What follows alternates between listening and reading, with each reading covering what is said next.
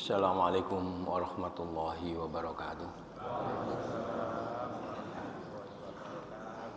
Alhamdulillah alladzi waffaqana bitaufiqih wa hadana bihidayatih wa azzana bidinih amarna bittiba'il qur'ani wa sunnati nabiyyih. Asyhadu an la ilaha illallah asyhadu anna muhammadan abduhu wa rasuluh. Allahumma fassalli wa sallim ala nabiyyina Muhammad wa ala alihi wa ashabihi amma ba'd. Bapak ibu-ibu yang dimuliakan Allah,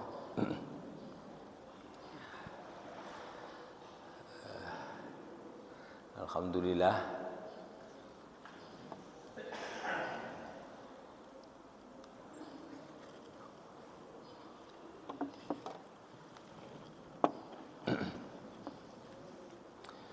Alhamdulillah di pagi hari ini kita diberi kekuatan oleh Allah untuk bisa sholat bersama-sama berjamaah dan diteruskan dengan ngaji 1-2 ayat. Ya. Kita ngaji 1 ayat saja di surat Ali Imran 133.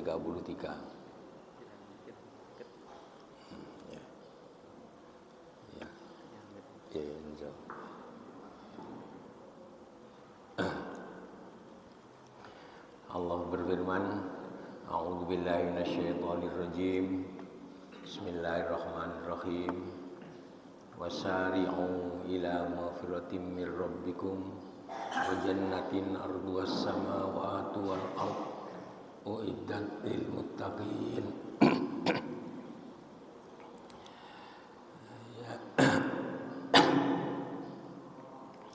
Yang artinya ini kalau batuk ada boleh masuk ya.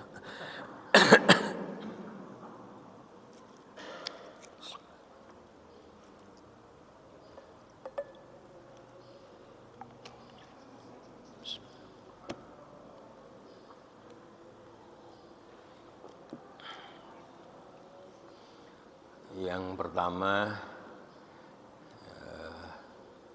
ayat tersebut artinya secara umum saling bersegeralah kalian ya,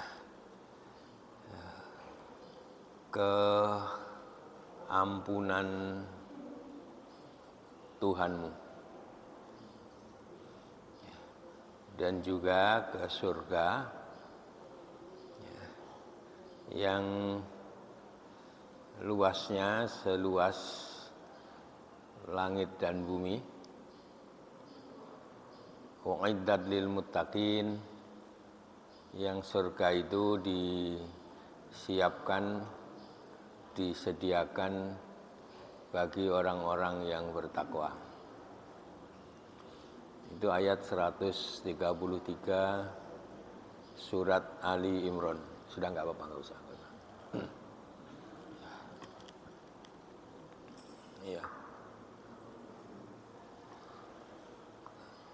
Kalau ada yang tidak dengar, tidak apa-apa. Ya. Bahkan pulang tidak paham apa-apa pun juga tidak apa-apa. Saya sampaikan berkali-kali, ya, ngaji begini ini pertama sudah dijanjikan oleh Allah dipermudah jalan ke surga. Yang kedua, kalau kemudian kita berkumpul seperti ini di rumah, dari rumah-rumah Allah di masjid ini, ya, yatluna kitabahu wa yatadarrasunahu bainahum, membaca kitab Allah dan berusaha untuk membahasnya. Nazarat alaihimus sakinah, ketenangan itu akan datang pada kita. Wa ghasyiyathumur rahmah, rahmat Allah itu meliputi kita. Wa khaffathumul malaikah, para malaikat mengelilingi kita, wa dzakaruhumullahu fi man 'inda, Allah menyebut-nyebut orang-orang yang ngaji tadi itu, membangga-banggakan kepada para malaikat. Nah, ini hadis Muslim. Ya. Enggak ada di hadis itu penjelasan setelah yatluna kitabahu wa yatadarasunahu bainahum, lalu enggak ada penjelasan fahum yafhamun, enggak ada. Membaca, membahas, enggak ada tambahan kemudian mereka itu paham. Jadi karena itu sound systemnya rusak pun enggak apa-apa. Ya.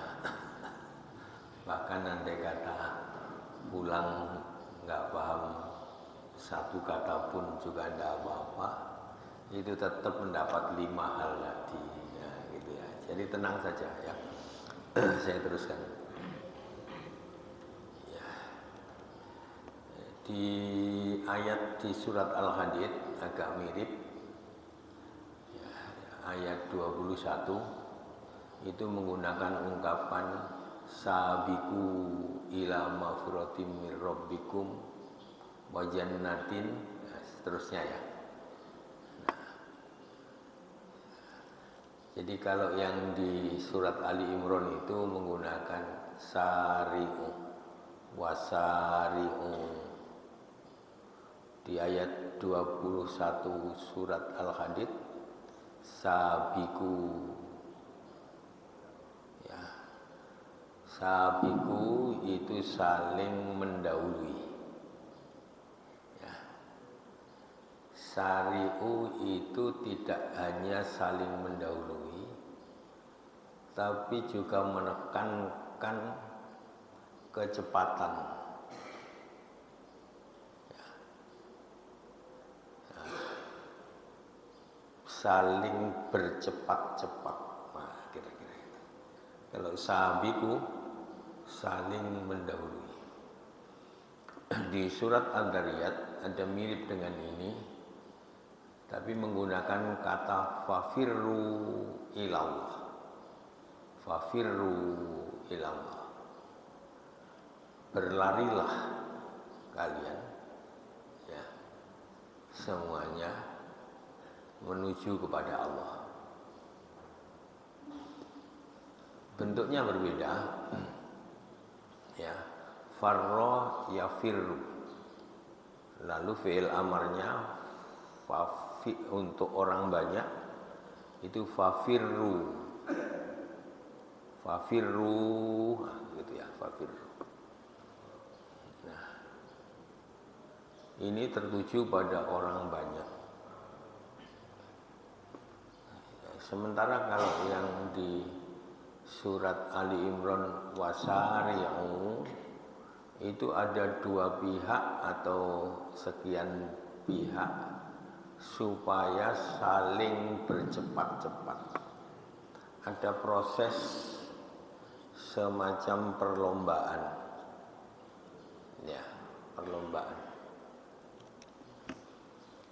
Nah, di dalam bahasa Arab itu ada kata tadi saro'a yusari'u, musaro'atan.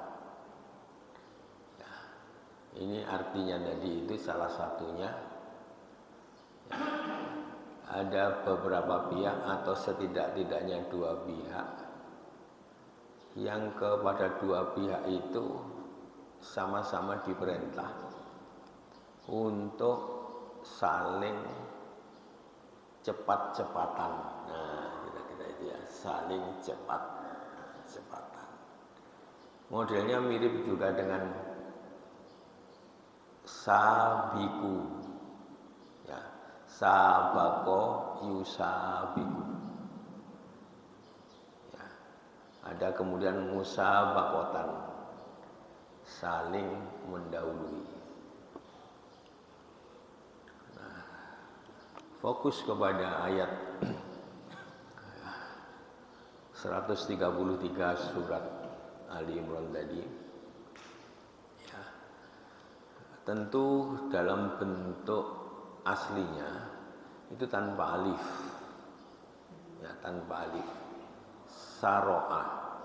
Pakai sin ya, bukan pakai sin. Saro'a. Ya. Kalau saro'a itu artinya seorang laki-laki ya telah mempercepat ya, bisa mempercepat perjalanannya dan lain sebagainya. Ini enggak ada perlombaannya, enggak ada. Ya, jadi enggak ada perlombaannya. Untuk supaya ada perlombaannya itu ditambahkan alif.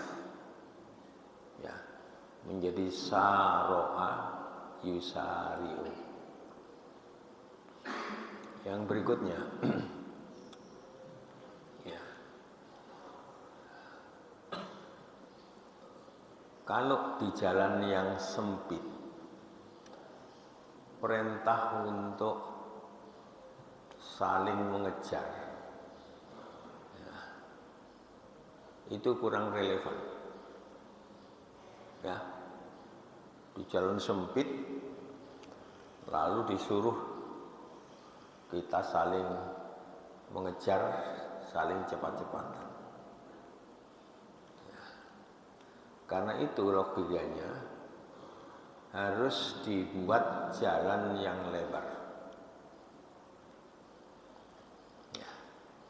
Nah, hebatnya antara saro'a ya, sin, huruf sin, lalu ada juga syaro'a ya, syaro'a ya.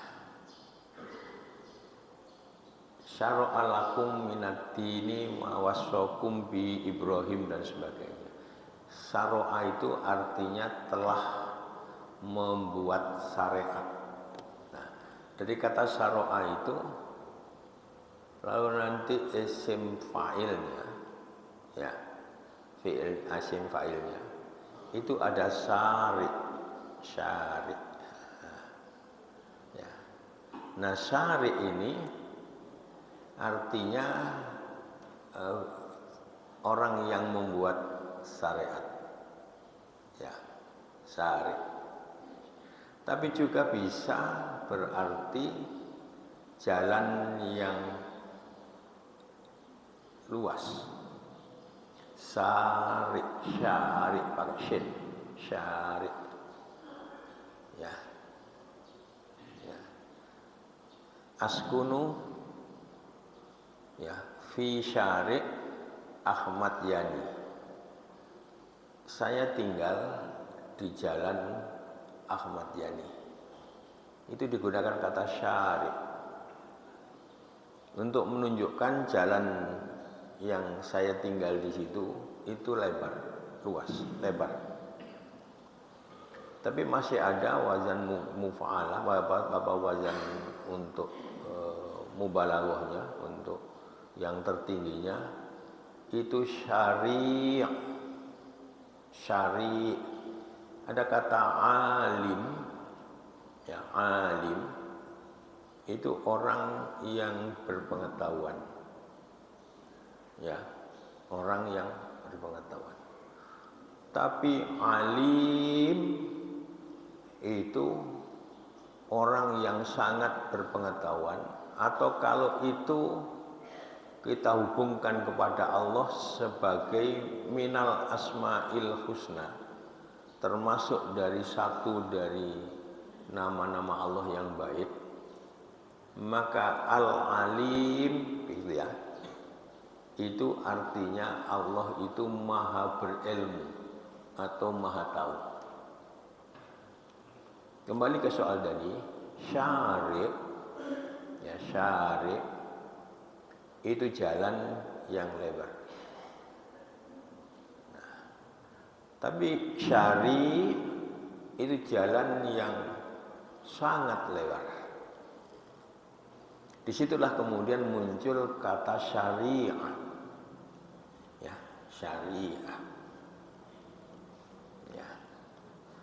jalan yang sangat lebar. Nah, di jalan yang amat lebar itulah kemudian ya relevan kalau di jalan yang seperti itu diperintahkan untuk saling mendahului, saling cepat-cepat, dan juga kemudian berlari. Nah, konsekuensinya kalau kita hubungkan, jadi yang satu pakai sin, satu pakai shin, itu ada hubungannya, ya, ada hubungannya karena mirip di sini. Ya. Nah, maknanya jadi begini untuk syariah gitu. Kalau kita jalan di jalan yang sangat luas, di sini kita mesti longgar, ya, mesti longgar. Nah, karena jalannya luas, lebar, ya, lebar, enak di sini kita. Ya. Maka ini juga menuntun kita, ya, ketika mengikuti syariat Islam itu, maka di sini kita ini harus mestinya longgar. Kalau tidak longgar, ada yang salah. Pasti ada yang salah. Ya, ada yang salah. Ya, yang pertama itu. Ya. Yang kedua, di sini kita longgar tadi itu ya. Kalau jalannya sempit, itu biasanya pakai istilah torik, ya, sempit. Apalagi torik itu kemudian jauh lebih sempit. Jadi ajaran kita ini bernama syariah, as-syariah. Ya. Misalnya syariah itu dihubungkan dengan bank, ada bank-bank syariah.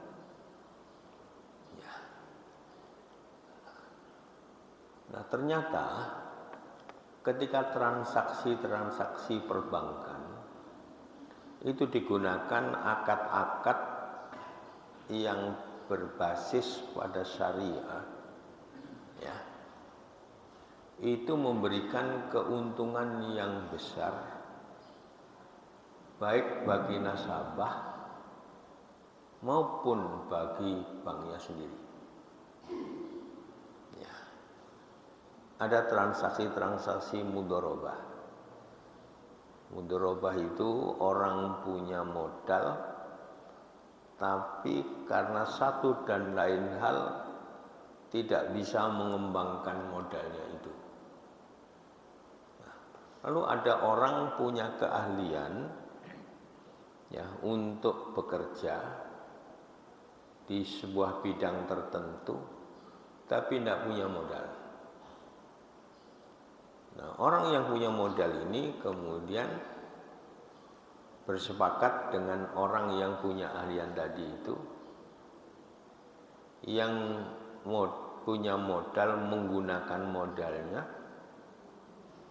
yang orang punya keahlian menggunakan keahliannya. Nah, kedua hal ini kemudian dilengkan, disatukan, ya. Lalu dibahas bagi hasilnya. Misalnya yang punya modal 40%, yang bekerja menggunakan keahliannya tadi 60%. Nah, kalau gagal, tapi gagalnya dalam arti sudah mengerjakan dengan sebaik-baiknya, tapi tetap gagal, maka modal ini tidak bisa ditarik dari yang orang yang bekerja tadi. Sama-sama rugi, ini rugi waktu, rugi tenaga dan lain sebagainya, tidak menghasilkan apa-apa, bahkan modalnya juga habis. Dengan prinsip jujur, ada kejujuran. Ya. Nah, kalau tidak jujur harus mengembalikan modal tadi. Kalau jujur, ya tidak kembalikan. Ini mudharabah namanya. Ya. Masih ada bentuk yang lain musyarakah. Masih ada bentuk lain mudharabah dan sebagainya. Poin penting yang saya sampaikan, dengan akad-akad syariah tadi itu, ya ibaratnya jalan yang lebar itu memberikan kepuasan di sini, memberikan banyak keuntungan, termasuk ketika itu berkaitan dengan bidang yang disebut dengan muamalah. Salah satunya adalah transaksi-transaksi perbankan. Dan ya, karena menguntungkan lebih banyak dibanding dengan yang konvensional, maka orang-orang yang non-muslim pun itu mau. Bank-bank syariah itu berkembang, misalnya berkembang pesat di Perancis, di Jerman, di Inggris. Di Belanda tidak sebaik di ketiga negara itu. Padahal di sana muslimnya minoritas. Nah, artinya semua ajaran dalam konteks syariah itu betul-betul punya implikasi rahmatan lil alamin, rahmatan likulli insanin min ibadillah, memberikan rahmat, memberikan kebaikan kepada setiap orang dari hamba Allah, tidak peduli dia muslim atau tidak muslim. Ya. Nah, dan itu kalau dari segi makna syariah tadi itu salah satu bagian saja ya, dari konsekuensi kata syariah digunakan untuk agama ini. Ya.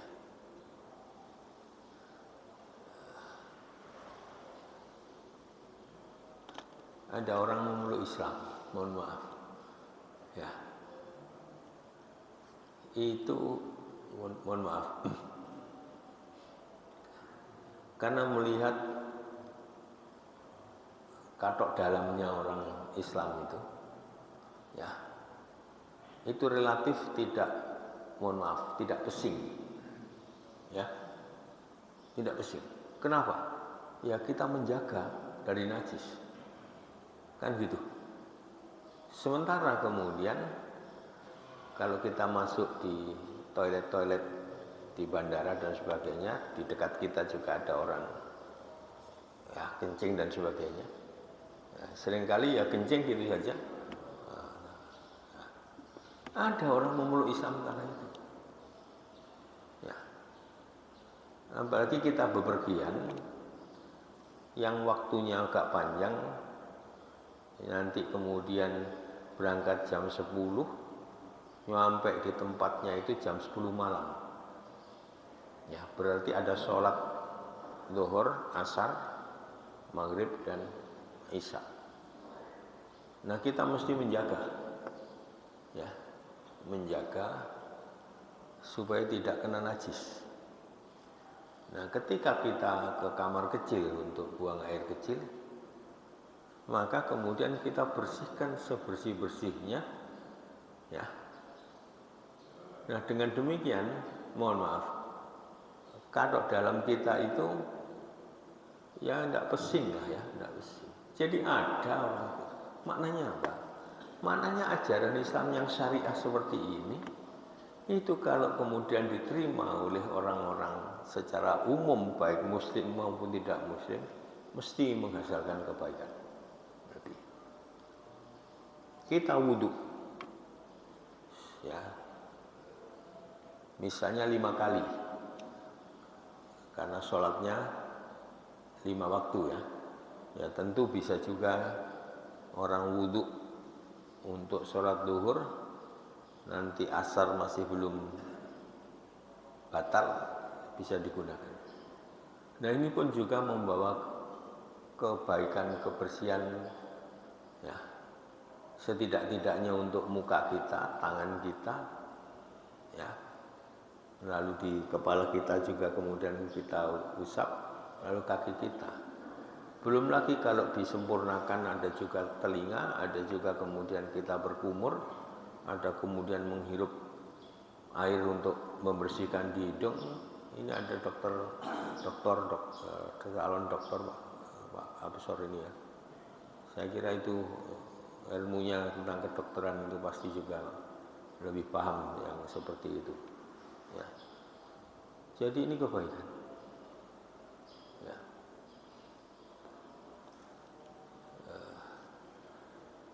Kira-kira 4 tahun sesudah tsunami di Aceh, saya ke Aceh.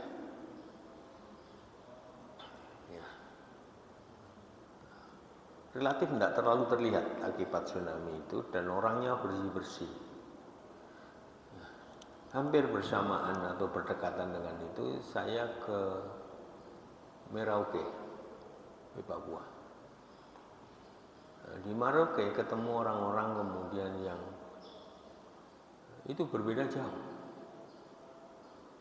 Ya, sungguhnya agama yang datang ke Papua dan sebagainya itu relatif tidak berhasil sebenarnya. Ya. Untuk kontak, mohon maaf, orang-orang yang di sana. Bahkan ada yang siapa itu, ada Mubalik Fadlan nggak salah itu ya, bagikan sabun, ngajak orang kemudian mandi, ya. Lalu itu orang-orang itu memeluk Islam. Ya. Tentu di samping ada ajaran wudhu, kita juga ada ajaran mandi, ya, mandi. Ya. Jadi ini. Ya. Nah karena itu. Ya kita memeluk agama ini dalam konteks syariah tadi itu, ya. Untuk di luar dimensi akidah, itu kalau diambil oleh orang-orang yang bukan muslim pun, itu mendatangkan kebaikan-kebaikan. Yang lebih banyak, yang lebih sempurna daripada kemudian tidak menggunakan yang namanya ajaran syariah di situ. Ya. Oleh karena itu wajar kalau kemudian Allah menurunkan syariahnya itu kepada Nabi Adam sampai seterusnya, ya, seterusnya di situ. Ya. Nah, ini konsekuensi dari kata syariah jadi di situ. Di sini kita longgar, lalu mendatangkan banyak kebaikan. Kita diperintahkan saling berlomba untuk cepat-cepatan, ya, meluncur di sebuah jalan yang lebar, luas. Kemana? Kan ada pertanyaannya begitu, ya, kemana? Maka pada ayat tadi itu adalah ila maghfiratim mir rabbikum yang pertama. Ya. Saling cepat-cepatan untuk mendapatkan, untuk sampai pada ampunan Allah. Kita hubungkan dengan ayat sebelumnya. Ayat 132, 131. Ya. Ayat 131-nya itu berbunyi wattaqun narol lati uiddat lil kafirin. Ya. takutlah kalian kepada neraka yang disiapkan bagi orang-orang yang kafir.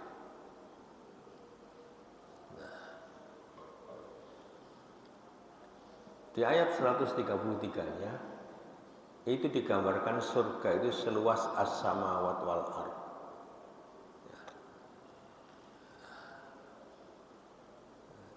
Di tafsir At-Tabari ada penjelasan ketika Nabi membacakan ayat ini. Surga itu seluas langit dan bumi. Lalu ada yang tanya, lalu neraka di mana? Ya, jawaban Nabi itu cerdas. Ya, ya. Ketika siang datang, di mana malam? Ya. Ketika siang datang, di mana malam?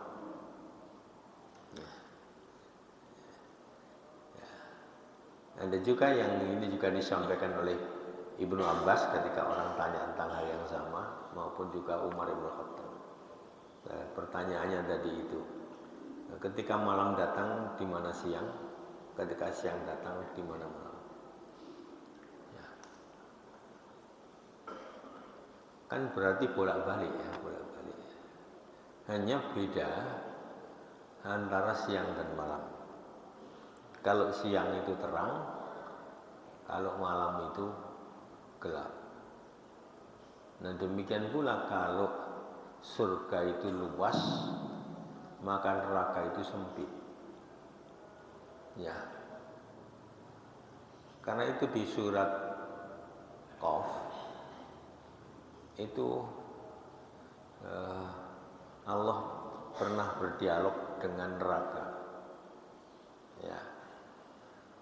Halim talakti, ya. Allah berdialog dengan neraka. Halim talakti, apakah engkau sudah penuh?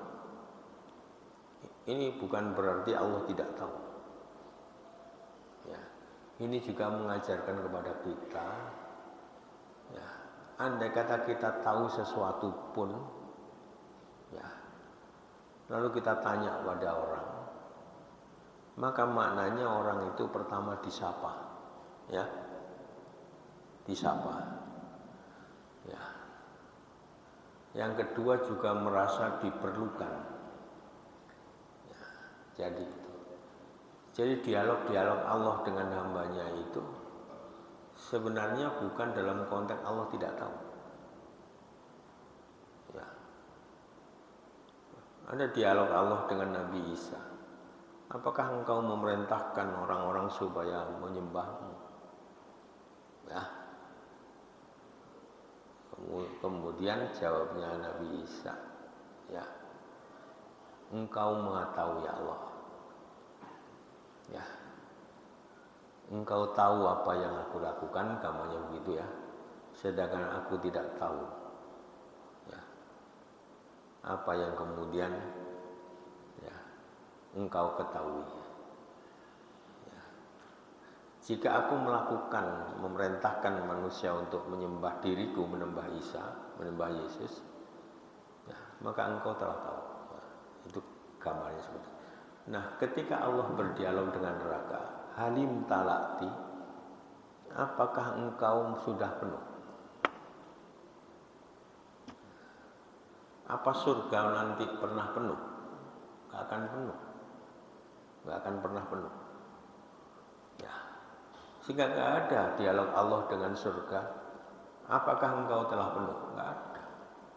Tapi justru neraka ada, ya. Apakah engkau telah penuh? Nah, neraka mengatakan hal mim mazid, apakah masih ada tambahan? Maknanya walaupun sempit, ya, neraka itu bisa menampung. Sekarang bayangkan kita berada di ruang yang sempit. Demikian berjubel-jubelnya orang.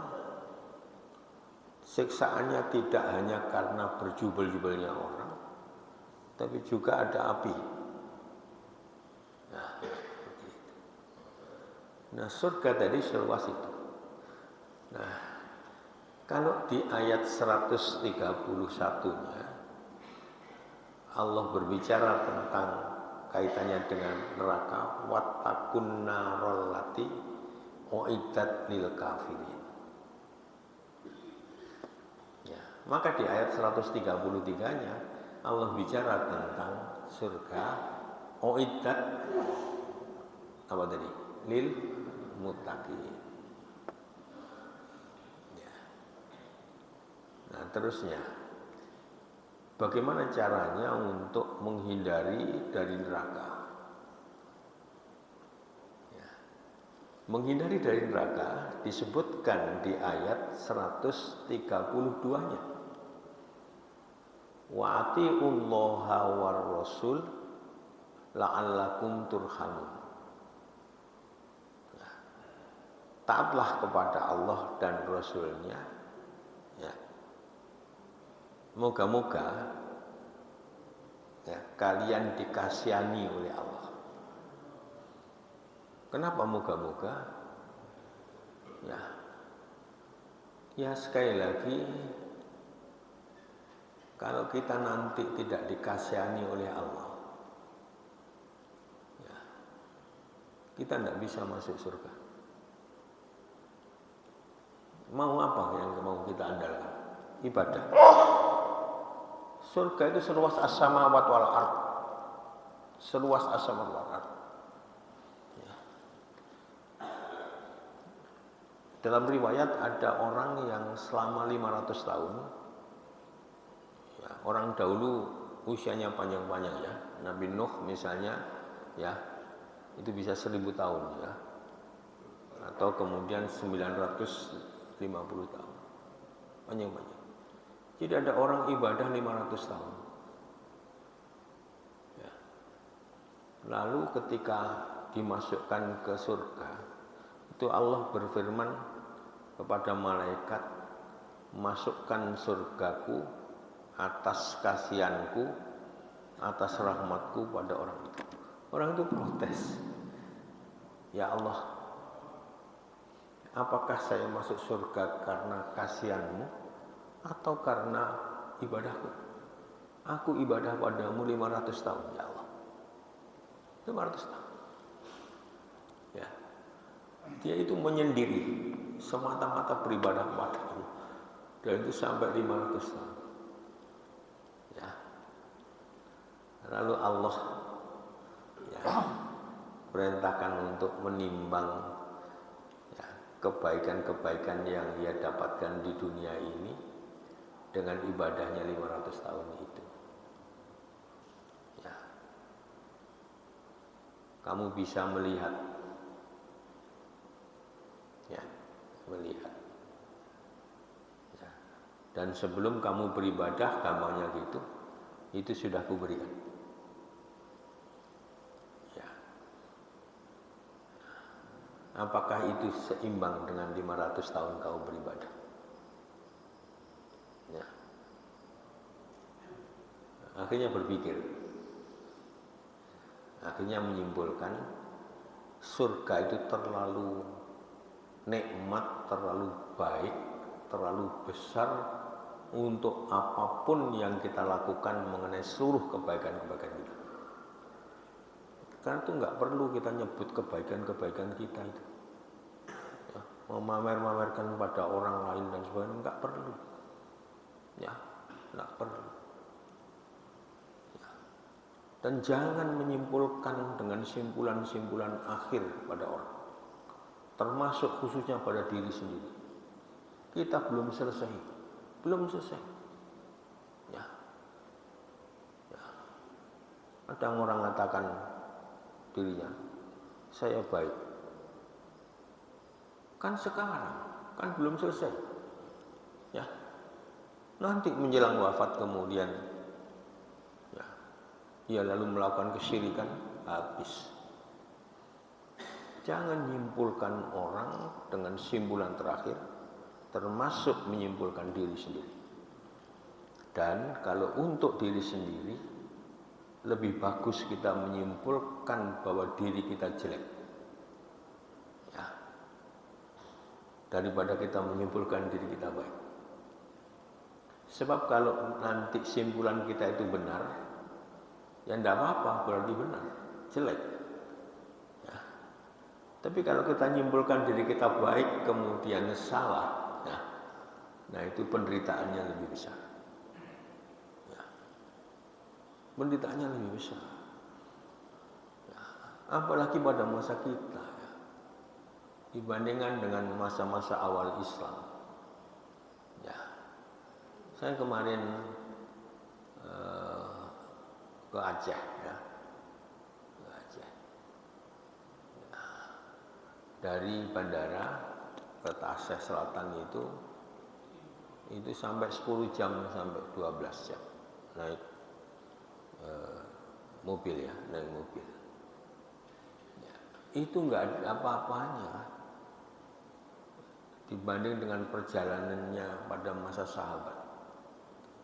Pada masa sahabat Nabi di Mekah, itu Nabi memerintahkan para sahabat mengungsi. Kemana? Ke Habasyah. Habasyah itu Ethiopia. Nah, saya lihat di Google, jarak antara Mekah dengan Ethiopia. Berapa jaraknya? 4.500 km. Dan ada 2 delegasi. Salah satu delegasi dipimpin oleh Utsman bin Affan. Utsman bin Affan itu orang kaya. Lalu diperintahkan untuk memimpin rombongan ngungsi ke Habasyah. Di sana ada Raja Najasyi.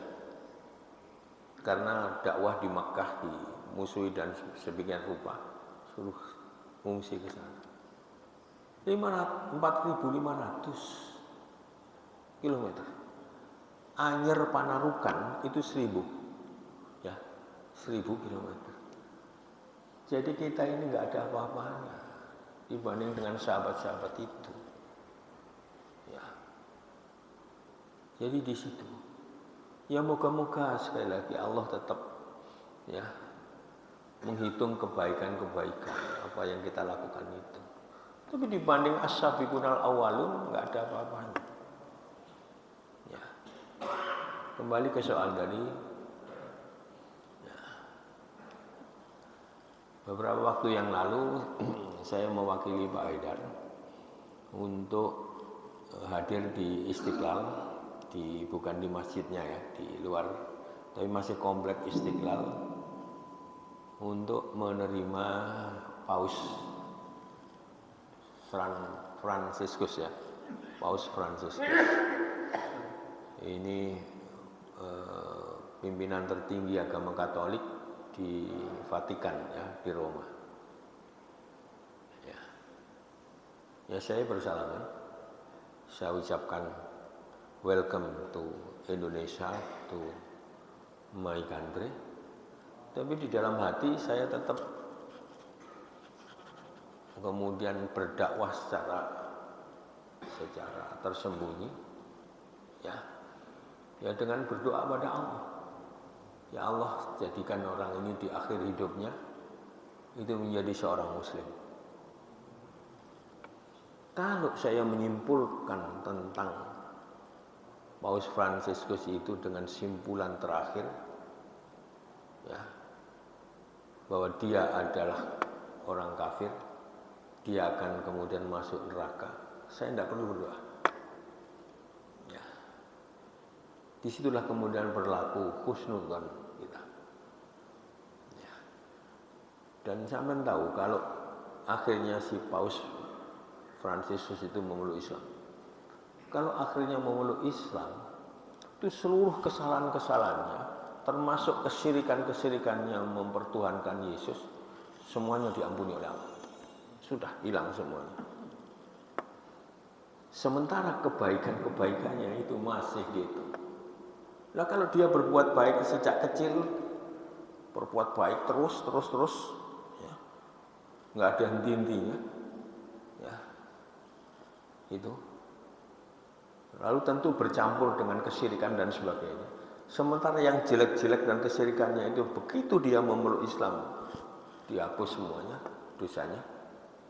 Bisa-bisa surganya lebih tinggi dari kita, gitu loh, ya. Nah, jadi di situ konteksnya itu. Nah, karena itu sekali lagi apa yang kita lakukan, kebaikan-kebaikan, sholat kita, zakat kita, puasa kita itu, ya, itu istilahnya nggak nyucuk oleh swarga, itu nggak nyucuk kegedean swarga nih, keapiin swarga nih, itu ya. Jadi di situ lalu apa yang mau kita banggakan, ya?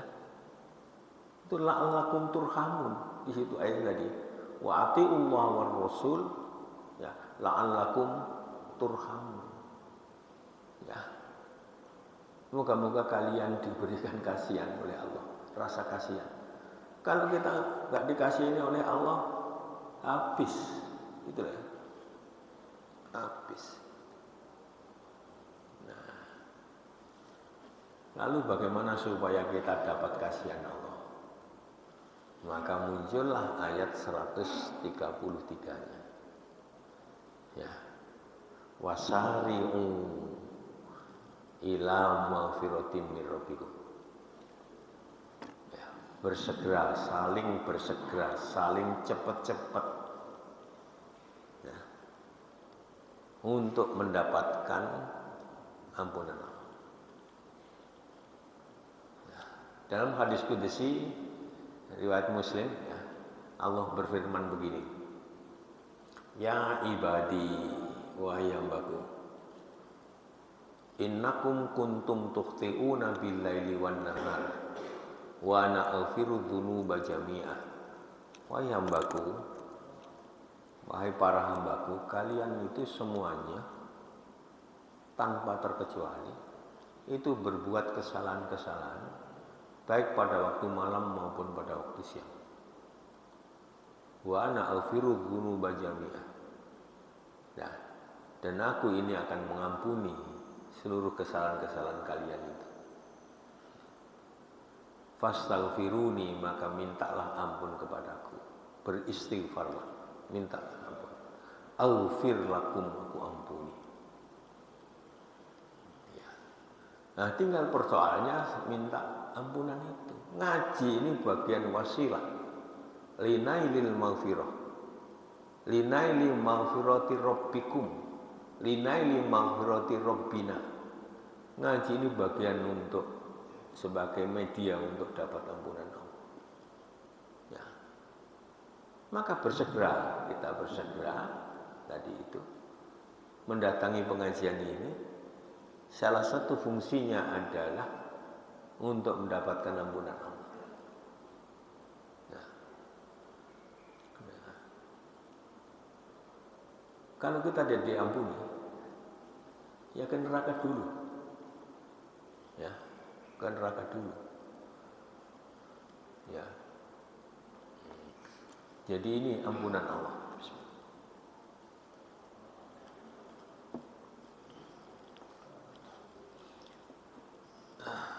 Inilah jalan yang paling pendek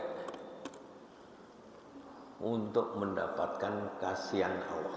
Apa itu? Kasih apa? Bukan kasihan,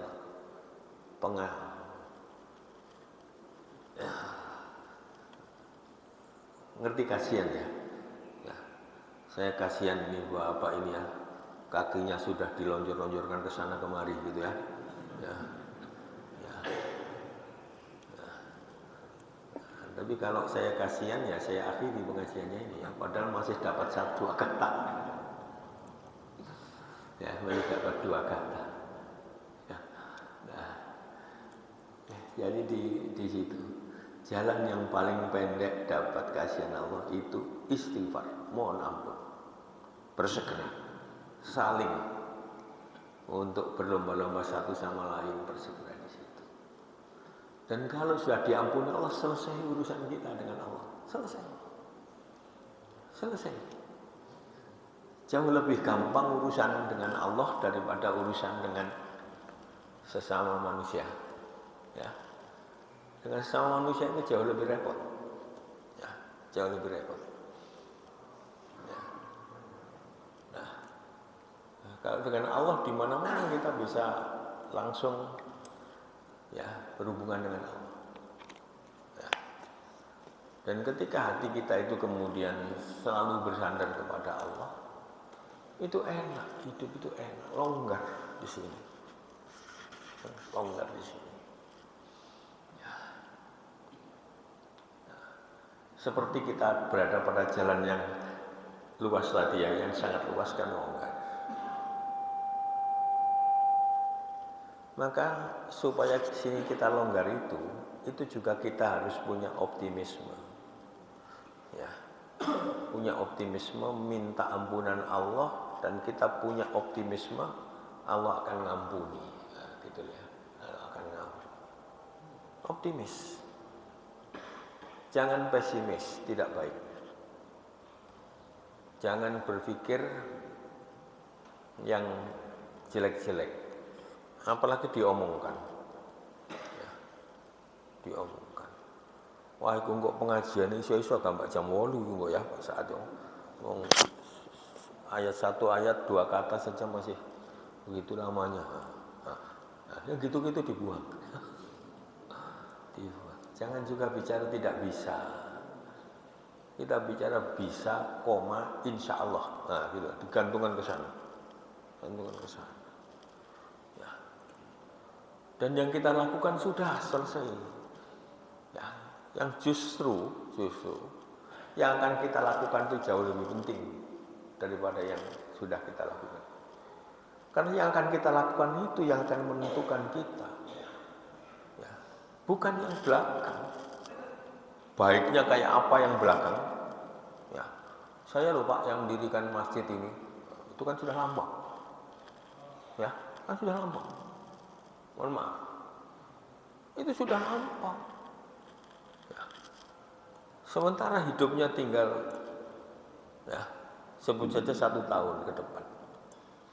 Ya. 1 tahun ke depan itu kemudian melakukan kejahatan, kejelekan lalu tidak diampuni oleh Allah. Ya. Yang di sini tadi kan ya nggak punya efek apa-apa. Ya, efek apa-apa. Ya. Jadi di situ, Bapak ya, Ibu-ibu. Nah, jadi wasari'u ila magfiratin mir rabbikum. Sekali lagi ampunan Allah itu kunci kita. Tadi sholat subuh 2 rakaat ya, 2 rakaat. Ya enggak tahu khusyuknya berapa detik itu tadi ya. Khusyuknya berapa detik. Ya. Masing-masing orang punya stressing, punya apa itu? Fokus. Dalam suatu banyak yang kita baca. Ya. Mungkin ada yang memfokuskan untuk dapat rezeki, dibukakan rezeki oleh Allah. Mungkin ada yang memfokuskan justru ketika sujud, ketika rukuk itu ada bacaan yang isinya istighfar. Ya. Yang secara singkat bisa Allahumma firli atau Robbi firli gitu ya. Dari situ. Mungkin lebih bagus kita anjurkan fokusnya di situ. Ya, fokus, apalagi ketika sujud. Ya. Ketika sujud itu lalu kita ini minta ampun kepada Allah. Dan dengan cara ya, ikon terpenting, apa ikon itu ya? Di tubuh kita ini yang paling penting menjadi simbol utama keberadaan tubuh kita itu wajah kita. Ini. Ya. Ini, ya. Kan orang dikenal dari ininya ya. Kalau menghadap ke sana, Pak Absar ini saya masih menduga-duga. Ya, Tapi begitu ngadap ini kan itu. Ini kan ada ditaruh juga di atas. Di atas. Nah, ketika sujud kita letakkan di paling bawah ya. Bahkan lebih bawah dari pinggul kita kan. Pinggul kita. Maknanya apa? Bahwa yang terpenting pada tubuh kita pun kita letakkan di bawah ketika berhubungan dengan Allah Subhanahu wa taala. Ya. Lalu di situ kita kemudian memfokuskan pada permohonan ampunan Allah Subhanahu wa taala. Ya. Ibadah itu adalah apa ya? Al-khudu ya. Merendahkan diri, at-tadallul, menghinakan diri kita hinakan sehingga sehina-hinanya berhadapan dengan Allah itu. Itu inti ibadah. Ya. Dan karena seluruh permukaan bumi ini ya itu menjadi masjid. Nabi mengatakan waju'ilat liyal ardu masjidan wa tahuran. Dan dijadikan ya bumi ini ya untukku, kata Nabi. Ya, waju'ilat liyal ardu masjidan, tempat sujud. Maknanya kalau seluruh bumi itu tempat sujud, berarti dimanapun posisi kita itu, secara psikis itu harus kita sadari kita bersujud. Kita bersujud itu berarti merendahkan diri kita serendah-rendahnya, sampai wajah kita taruh di tanah. Nah kalau sudah seperti itu kita menyadari dimanapun berada, ya, diri kita sendiri itu sudah kita benamkan. Lalu masih ada perasaan saya hebat, saya begini, saya begini. Ya. Ada dua kategori. Yang pertama adalah zuhud. Zuhud itu dunia itu kita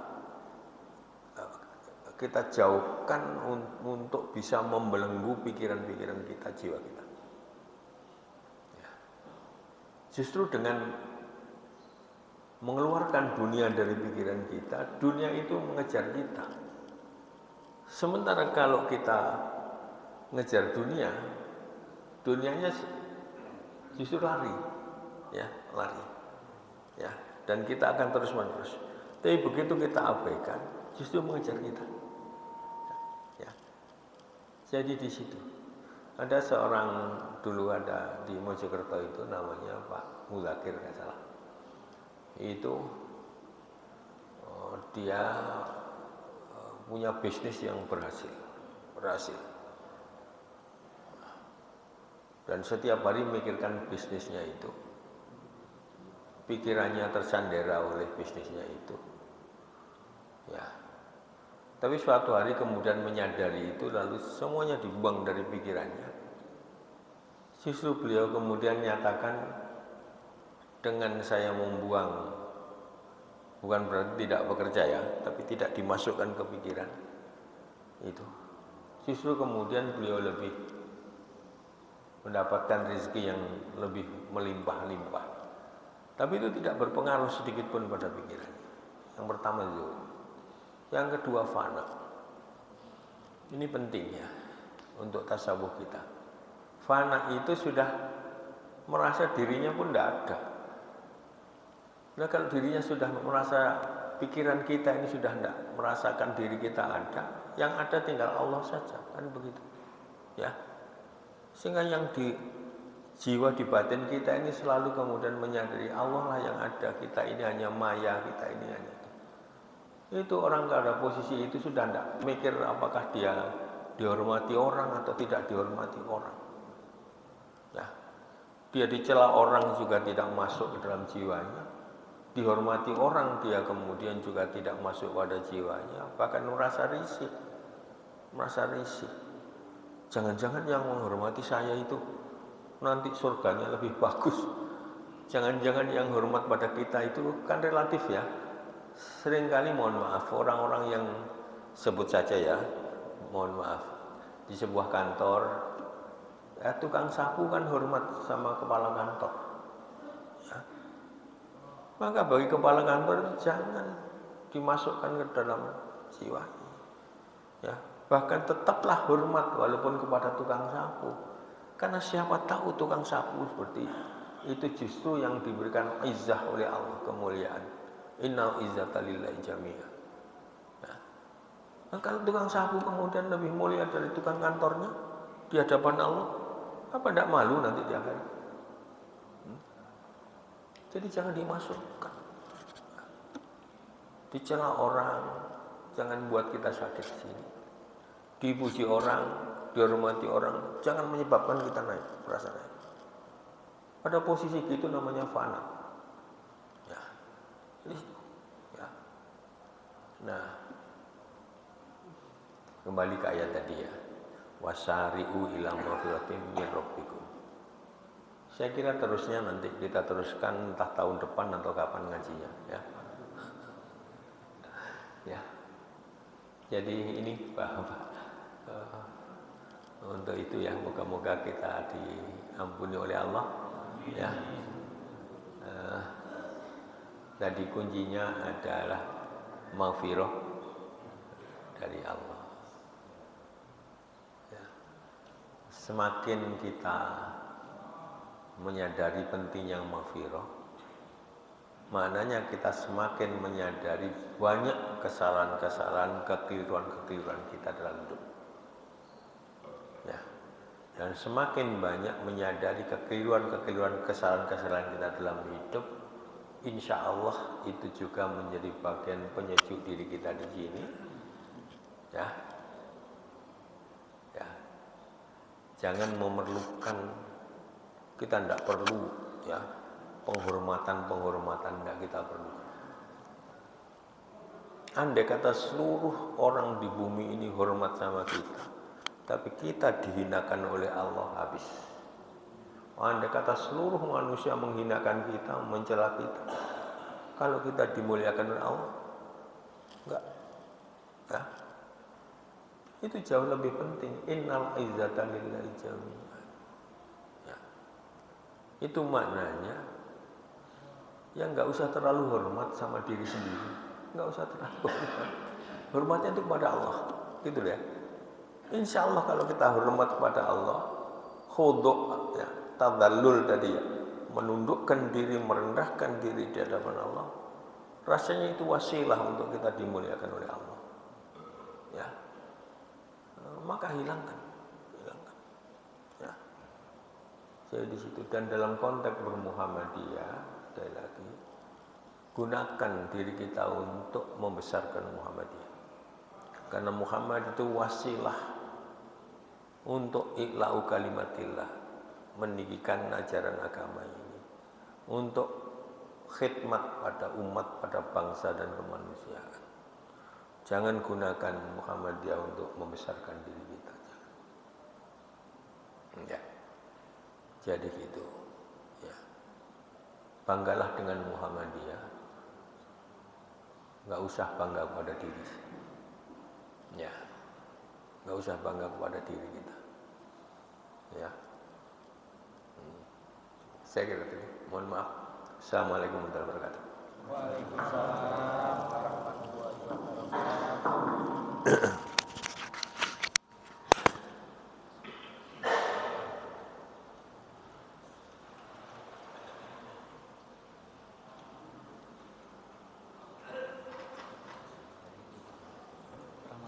Dalam kantor, dalam kantor.